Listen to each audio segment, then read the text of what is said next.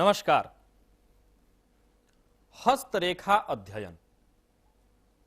आज मैं ये जो हथेली की तस्वीर आपके सम्मुख लाया हूं, अपने जीवन के 55वें वर्ष में पहुंच चुकी एक महिला की है।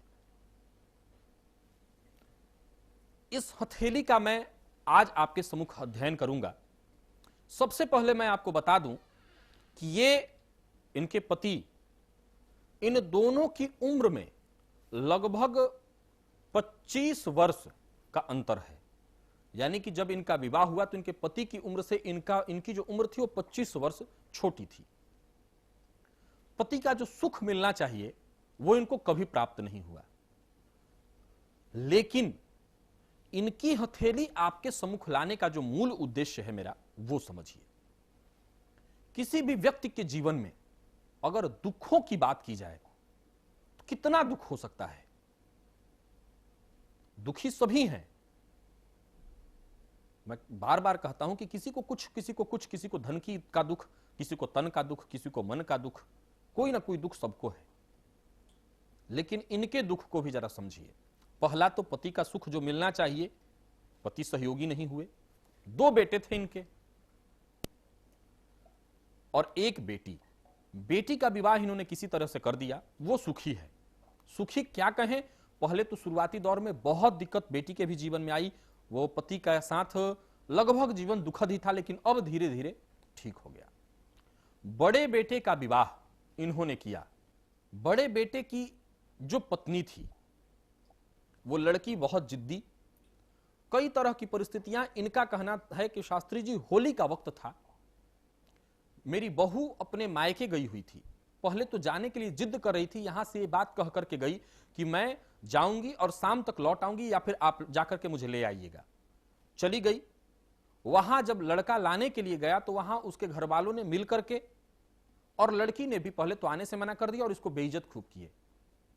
लड़का इतना दुखी हुआ, घर आया, किसी से कुछ नहीं बोला, खाया पिया। सुबह जब लोग उठे, घर जब सुबह उसके रूम का दरवाजा नहीं खुला, दरवाजा खटखटाया गया, नहीं खुला तो दरवाजा तोड़ा गया और देखा गया तो बड़े बेटे ने फांसी लगा ली थी। पहला दुख बड़े बेटे की मौत। अब आगे दुख यहीं समाप्त नहीं हुआ, दूसरे बेटे पर आते हैं। दूसरा बेटा छोटा था, थोड़ा रोगी भी था। इस लड़के का भी विवाह, हालांकि विवाह कुछ ही दिन चल पाया, कुछ ही दिन। पुनः एक बार होली का वक्त आने ही वाला था। लड़की का मनमानापन, लड़की का घर वालों को परेशान करना, यहां तक कि खाना तक न बनाना। यही खाना बनाती थी वो लड़की, खाती थी। उसका ऐसा मन हमेशा रहता था कि मैं घूमूं फिरूं, मुझे आजादी दी जाए।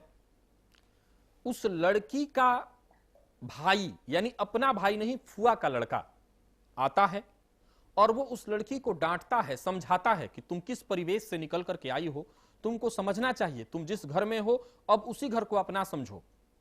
ये सारी बात डांटता है और वो बात लड़की अपने मन पर ले लेती है कि वो मेरा भाई होकर के मुझे कैसे डांट सकता है।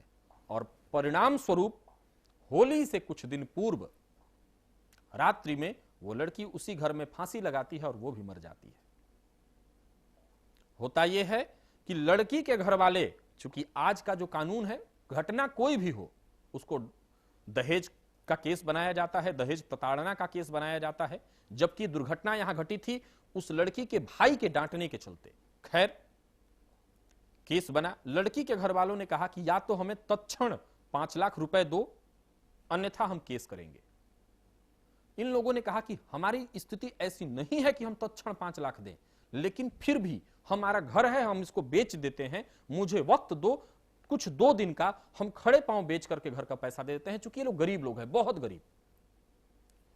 ये महिला अपना जीविकोपार्जन चलाने के लिए वो साड़ियों की जो कंपनी होती है उनके यहां से साड़ियां आती हैं और साड़ियों में क्या फॉल वगैरह लगाना, ऐसा काम ये करके अपना घर चलाती हैं।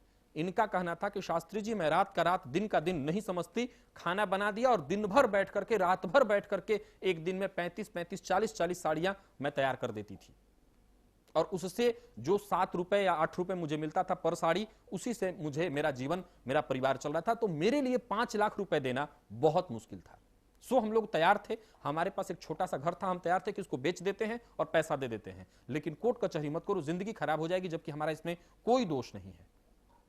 और ये बात वो सारे लोग जानते हैं, लेकिन उन लोग नहीं माने, कहे कि तत्क्षण पैसा दो अन्यथा केस करते हैं। और उन लोगों ने केस किया। भागते भागते जीवन कुछ दिनों तक चला, यहां वहां पुलिस वालों ने मदद की। कुछ पुलिस वाले भी जानते थे, परिस्थितियों को समझते थे, सो उन लोगों ने मदद की। हुआ यह था कि लड़की के घर वालों ने सारा, माता पिता, छोटा लड़का और यहां तक कि इसकी बहन के ऊपर भी, जो कि बहन कभी आई ही नहीं थी, उसके ऊपर भी केस कर दिया। लेकिन पुलिस वालों ने मदद की, बहन भाई को, बहन और जो बहनोई है उनको बाहर कर दिया। पिता बहुत बुजुर्ग हो चुके हैं, उनको भी बाहर कर दिया, मां को भी बाहर कर दिया। यानी केस में केवल एक नाम लड़के का रखा। लड़का अभी वर्तमान समय में जेल में है। मैं लड़के की हथेली आपके सम्मुख नहीं लाया, मैं हथेली लाया हूं इस महिला का। जीवन में इतना दुख, इतनी समस्याएं, इतनी परेशानियां। इनका कहना था कि शास्त्री जी, मैंने सुख कभी जाना था तो अपने पिता के घर में ही। सुख क्या होता है मैंने बस कुछ दिन अपने पिता के घर में ही देखा, इसके बाद तो मैं जान ही नहीं पाई कि सुख होता क्या है। सुख को मैंने कभी अपनी आंखों से नहीं जाना, देखा नहीं, सुख को महसूस नहीं किया। मुझे याद भी नहीं कि सुख होता क्या है। हमारे जीवन में दुख ही दुख। थोड़ा सा वक्त बेटा जब गुजरा, मेरा घर चलने लगा था, भोजन हम लोगों का चल जाता था। मेरा बेटा छोटा वाला, जो कुछ कुछ काम कर धर के हम लोग मिलजुल करके ठीक थे, खुश थे, लेकिन उस खुशी को भी ग्रहण लग गई। आखिर मेरी जिंदगी में ऐसा क्या है, क्यों मैं इतना दुख देख रही हूं और कब तक जीवित रहूंगी इन दुखों को देखने के लिए।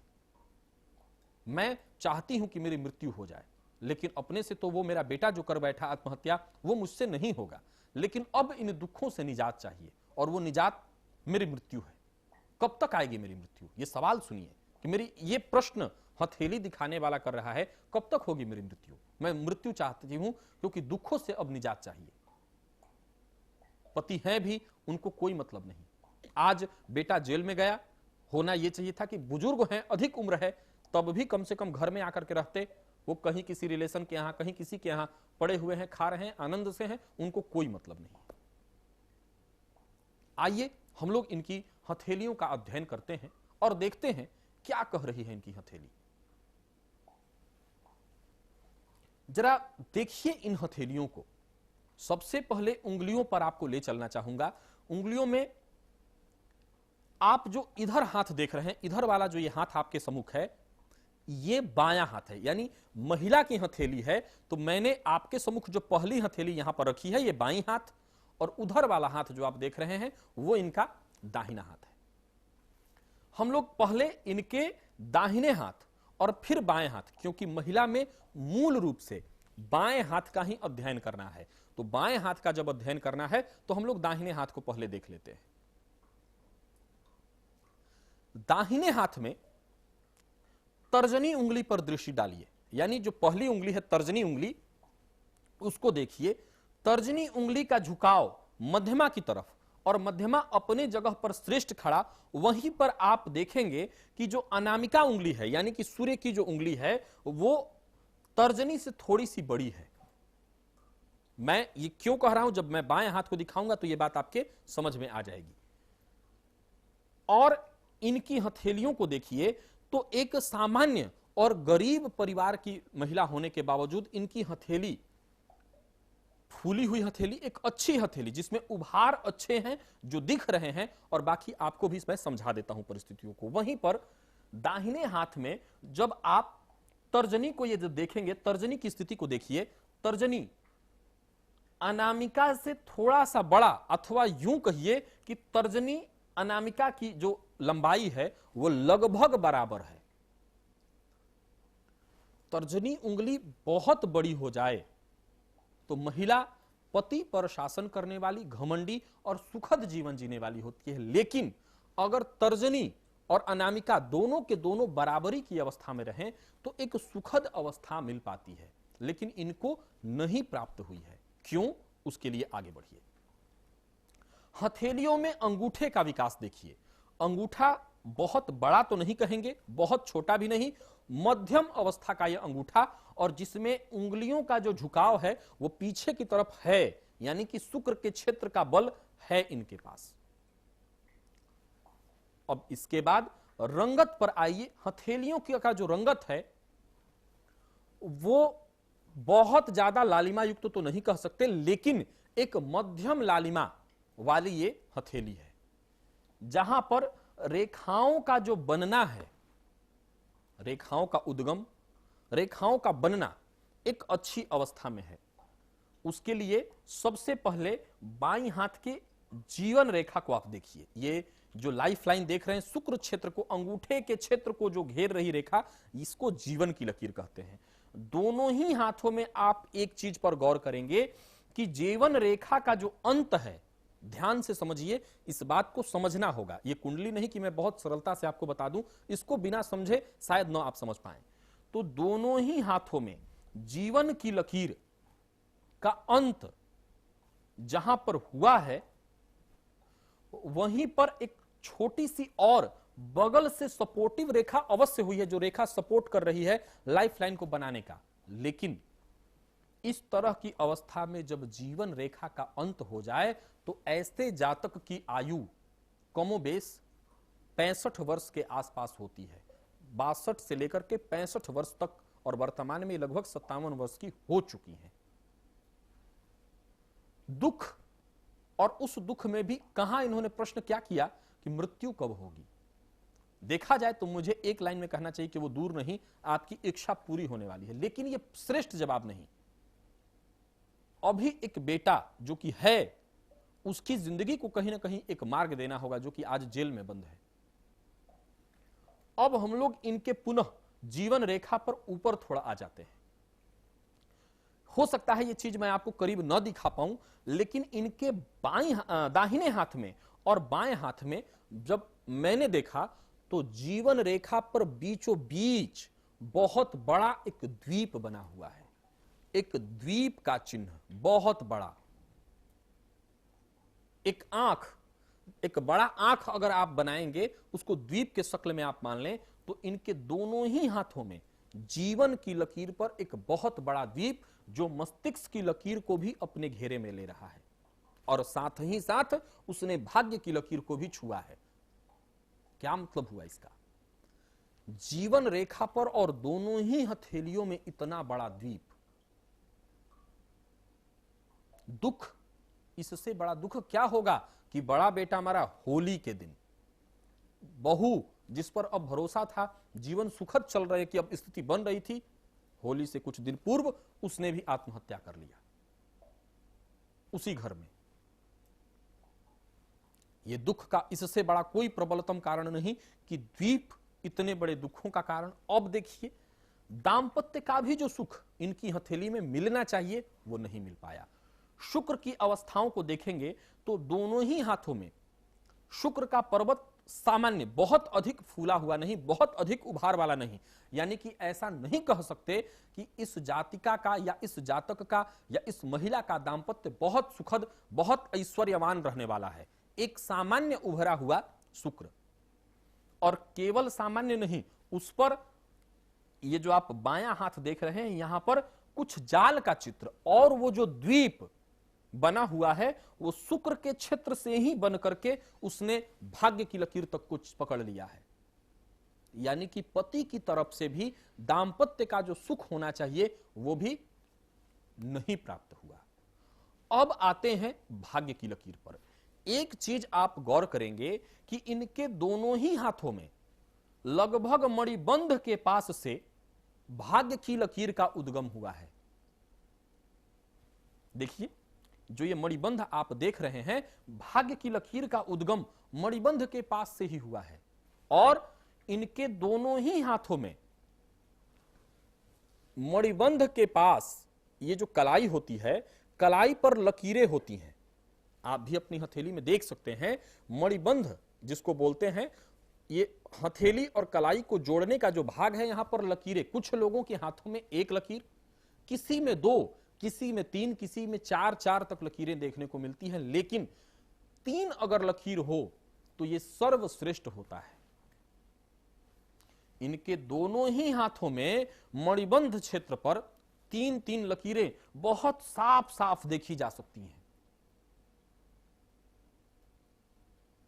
भाग्य की लकीर का शुरुआत जो हुआ है मणिबंध के पास से हुआ है, लेकिन श्रेष्ठ नहीं कहेंगे क्योंकि शुरुआत में ही देखिए आप जो दाहिना हाथ देख रहे हैं वहां पर देखेंगे कि वो द्वीप या कटपीठ के साथ थोड़ा सा ऊपर आगे बढ़ा है, और वहीं बाएं हाथ में आप देखिए कि भाग्य की लकीर का जो आरंभ हुआ है वो क्रॉस के साथ, स्वात प्रारंभ में ही मणिबंध के पास ही क्रॉस यानी गुणे का निशान, और गुणे के निशान से जो ऊपर बढ़ा है वो मस्तिष्क की लकीर को तोड़ा। वहां पर मस्तिष्क का लकीर लगभग 2 भागों में, बाईं हाथ में आप यहां देख रहे हैं मस्तिष्क की लकीर 2 भाग में, और इसको पार करके ये आगे तो अवश्य बढ़ा है,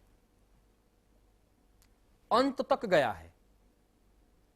तो अब इस बात को मैं सिद्ध करता हूं कि इस जातिका ने अपने बल पर, क्योंकि महिलाओं की हथेली में दाहिना हाथ प्रारब्ध भाग्य और बायां हाथ कर्म का हो गया।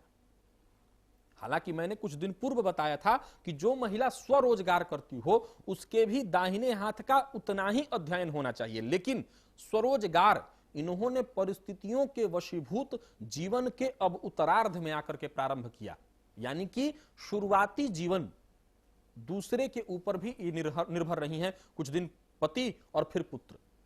लेकिन जब कोई विकल्प नहीं मिला, पुत्र रोगी रहने लगा, छोटा जो बेटा था वो रोगी रहता था, घर में दवा कहां से हो, भोजन की ही लाले पड़े हुए थे, तो इन्होंने कार्य प्रारंभ किया। इसीलिए मैं इनके बाएं हाथ को प्रारंभ में रखा हूं और दाहिने हाथ को विकल्प के स्वरूप रखा हूं।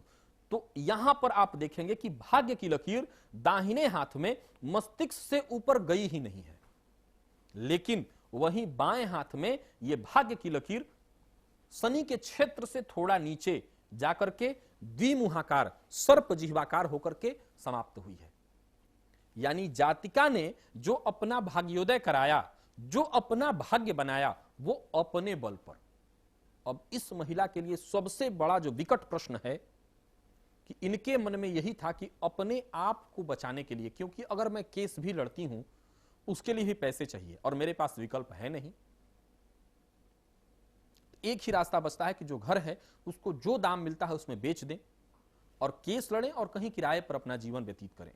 मेरी राय है कि कम से कम घर बेचने की गलती न करें, क्योंकि घर आसरा है।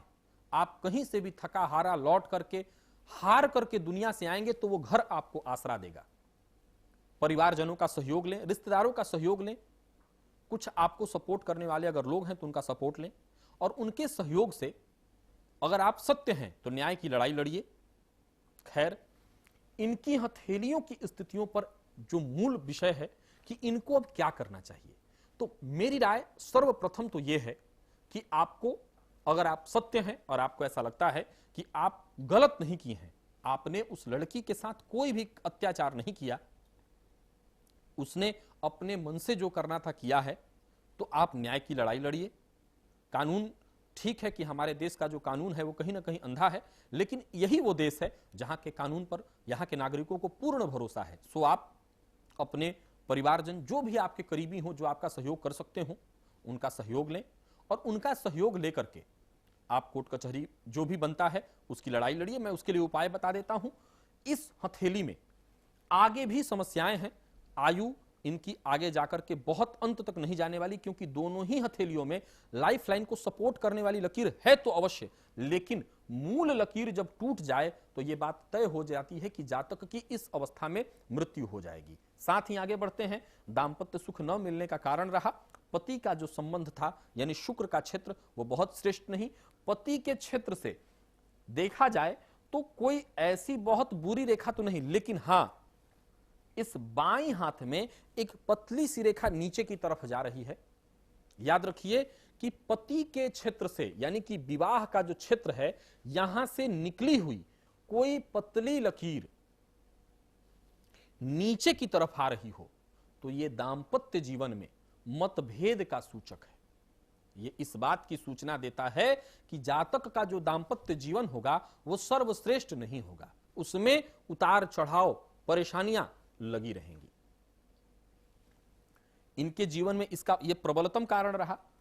मस्तिष्क की लकीर दोनों ही हाथों में, जैसा कि आप दाहिने हाथ में देख रहे हैं, ये मस्तिष्क की लकीर है तो अच्छी अवस्था में, लेकिन बाईं हाथ में अगर ध्यान से आप देखें तो जहां पर भाग्य की लकीर बढ़ रही है वहीं पर उसने मस्तिष्क रेखा को तोड़ दिया है और मस्तिष्क रेखा से एक रेखा नीचे की तरफ और वही रेखा द्वीप की शक्ल में है और वो द्वीप तय करता है कि जीवन में अभी दुखों का अंत नहीं हुआ है, समस्याएं अभी आगे भी आने वाली है। तो जैसा कि हमने इस महिला की हथेली को देखा, कई बार कुछ एक छोटी चीजों के भरोसे अगर हम ये सोच लेते हैं, जैसे मणिबंध में 3 लकीरों का होना यह भाग्यवान बनाता है, तर्जनी उंगली बड़ी है, यह भी एक श्रेष्ठ लक्षण है, जातक सुख भोग करता है। और आप देखें तर्जनी के नीचे, जरा मैं ये बाएं हाथ को आपको दिखा रहा हूं, ध्यान से देखिए, तर्जनी के नीचे जो बृहस्पति का क्षेत्र है वो है तो श्रेष्ठ, वहीं शनि का क्षेत्र भी पर्याप्त फूला हुआ है। सूर्य और बुध के क्षेत्र में बुध का क्षेत्र अगर आप देखें तो पर्याप्त अवस्था में फूला है। सो जातिका अपने जीवन को चलाने के लिए, अपने जीविकोपार्जन के लिए उसने स्वरोजगार को चुना। तो ये सारी बातें इस बात की तरफ इशारा करती हैं कि कहीं ना कहीं जीवन तो सुखद ही था, लेकिन परिस्थितियों ने सहयोग नहीं किया, वक्त ने सहयोग नहीं दिया। पति को साथ देना चाहिए था, उन्होंने साथ नहीं दिया। बच्चे साथ दे सकते थे, लेकिन बड़े बेटे ने ऐसी हरकत कर दी कि दुखित होकर के उसने जान ही दे दिया। सो वो भी सपोर्ट नहीं मिला। छोटा बेटा सपोर्ट कर सकता था, वो भी नहीं कर सका, क्योंकि अब वो जेल में है। यानी दूर दूर तक जहां तक निगाह जा रही है, समस्याएं इनके साथ ही साथ चल रही हैं।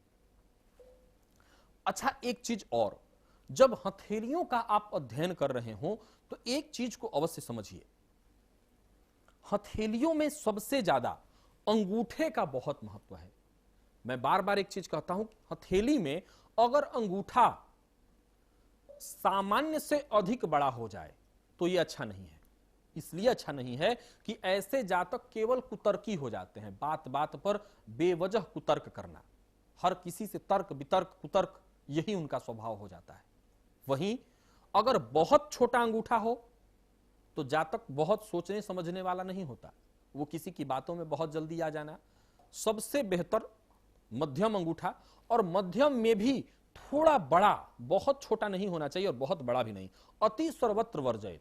हथेली में सामुद्रिक शास्त्र कहता है कि कोई भी लकीर हो, अगर वो बहुत अधिक बड़ा हो जाए तो हमेशा परेशानी का सूचक बन जाता है। उदाहरणार्थ, अगर किसी व्यक्ति की हथेली में मस्तिष्क की लकीर, यानी कि तर्जनी के नीचे का क्षेत्र और अंगूठा के बीच से जो रेखा निकल रही है, जिसको मस्तिष्क की लकीर कहते हैं, वो लकीर हथेली में बिल्कुल नीचे चंद्र क्षेत्र तक आ जाए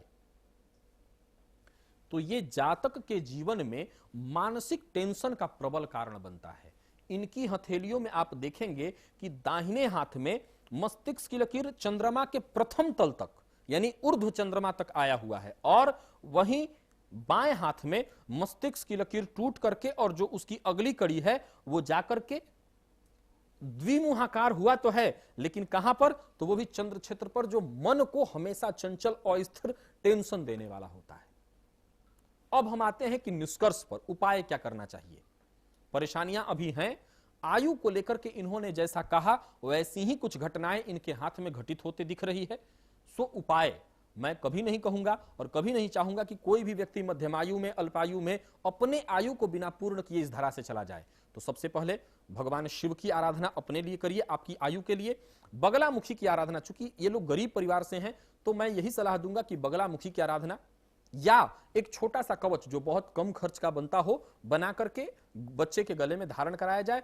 मातर बगले विजयताम, हे बगलामुखी, हे मां बगला, मुझे विजय दो, ऐसा मन में दिन रात उनका जप करिए, आपको निश्चित रूप से लाभ होगा। सूर्य की आराधना करिए, आपको निश्चित लाभ मिलेगा। अगर ये चंद छोटे छोटे उपाय आप करती हैं तो निश्चित रूप से आपको लाभ मिलेगा। भगवान शिव पर दूध से अभिषेक नित्य आप कीजिए, आपकी आयु के लिए अति आवश्यक है। तो ये थी एक 57 वर्षीय महिला की हथेली का विश्लेषण जो मैंने आपके सम्मुख किया।